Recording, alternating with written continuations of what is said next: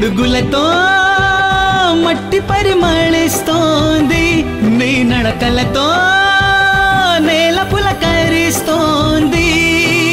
దూరమైన ఆనందాన్ని దరికి చేర్చుకోవాలి, దూరమైన ఆనందాన్ని దరికి చేర్చుకోవాలి. మట్టి మట్టి మట్టి మట్టి నిన్ను పిలుస్తోంది, ఓటమి వద్దు నేస్తమా.